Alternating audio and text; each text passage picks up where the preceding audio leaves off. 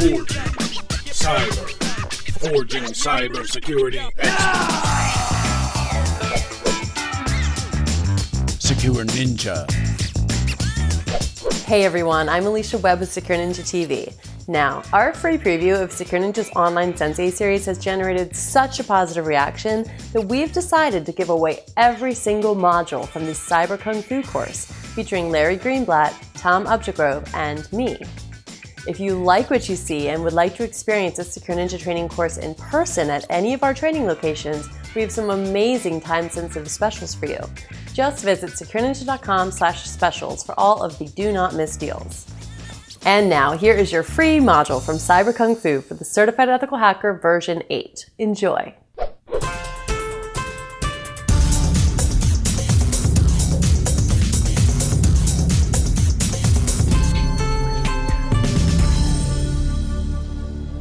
Okay, we're again in Module 8, which is sniffing, except this time, Alicia, we're actually going to go back to the Cain and Abel that we used before.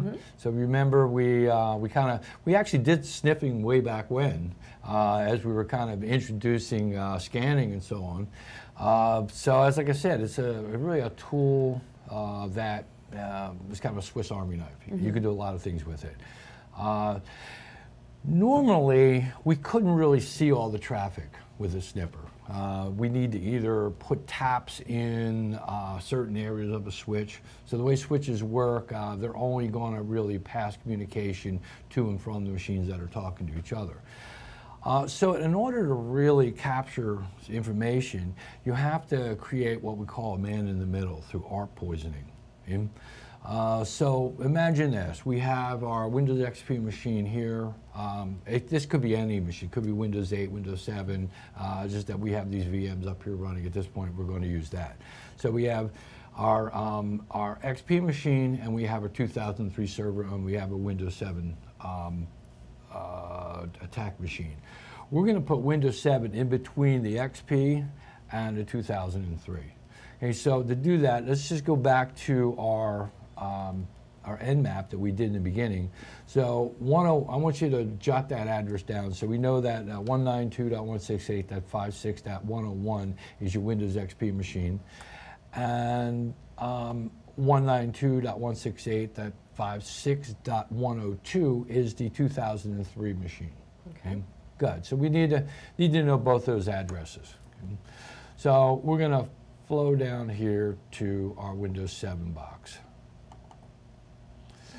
and bring up our Cain and Abel program. And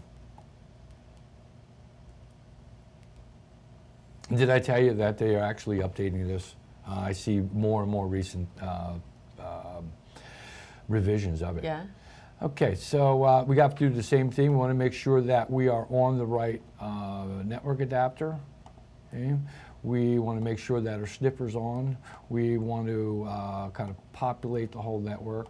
Get one sniffer, hit that. Okay. And again, because we're only dealing with a small range of machines, I'm going to put in 6.100 to 192.168.56.110. Right, we'll let it go through. And remember, whenever you're using this program, clear it out. Just go in, clear everything out, or else you kind of pollute one session to the next. Okay? It should be like just an all clear button. Okay, and again, we just to make sure that we're dealing with this. Okay, target I know is that XP machine, and Kirk is the 2003 box, right? And 103 is the Windows 7 machine. Okay. Good. All right, so in this case, I'm going to go over to this ARP tab. Okay? And I can see here some RDP. Actually, there's a protocol remote desktop that actually uses an encrypted session between both the sender and receiver. And this is left over from previous labs, so we want to clear that out. Okay? Good. All right, so I don't have anything sitting in there.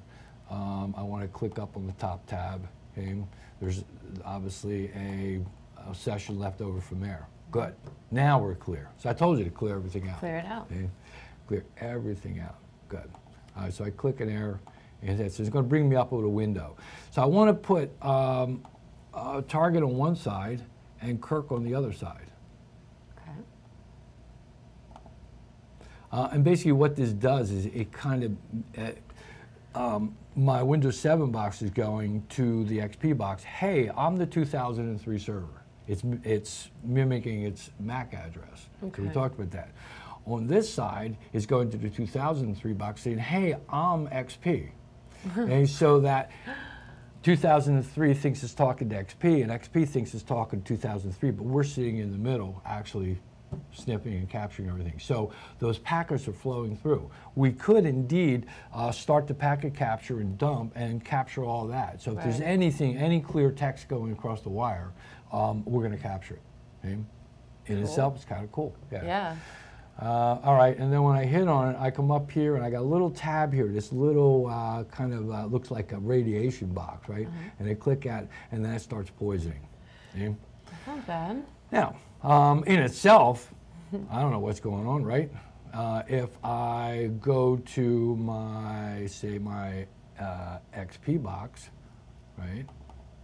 I get in there, and let's say I do something like this. I go, I ping Kirk, which is the name of that 2003 box, right? I'll get a reply back, and when I go to my sniffer, I will see that I actually am, you can see now we have some packets actually passing back and forth on the wire, so we know that something's going on there. But what's even cooler is when I go to my 7 box, okay, no, not my 7, but my XP box, right? So from XP, what I want to do is I want to pull up the FTP server. Let me close that session.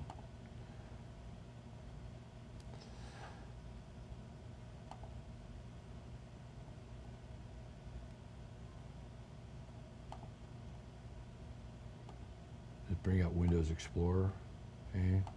I'll just go FTP whack and 192.168.56.102, right?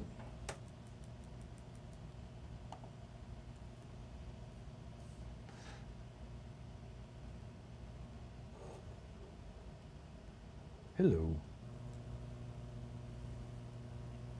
Oh, and you can see why that didn't work because we got FTP. Oh, yeah. So let's back up on that. That's the way it should be. Good. Now it's asking us to log in. Do you remember the password for Marty? Dragon. Right. Now, XP wants to get something from the server. Doesn't know that Windows 7 is sitting in the middle, right? So, Dragon, we put it in, and what happens is it should pull up the FTP server with our top secret information in there. Okay? So I could open up the text file, okay, and I've got the secret combination code in there. So in itself, that's the way it should work, right? Because Marty was privy to any of the information was sitting there. Maybe nobody else was, okay? But Marty doesn't know that the Windows 7 sniffer is running on that side, so hence I rolled myself over the passwords, okay?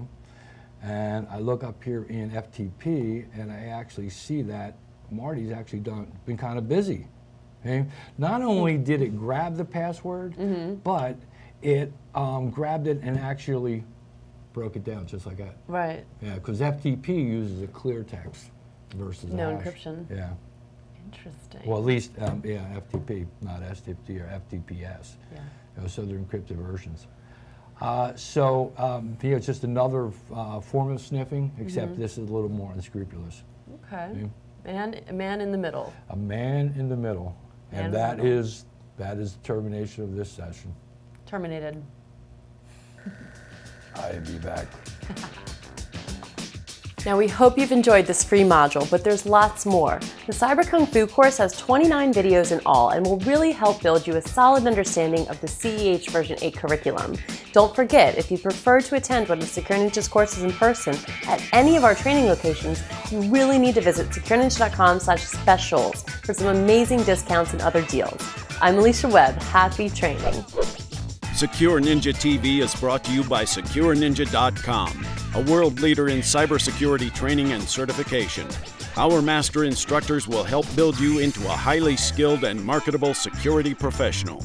Secure Ninja, forging cybersecurity experts.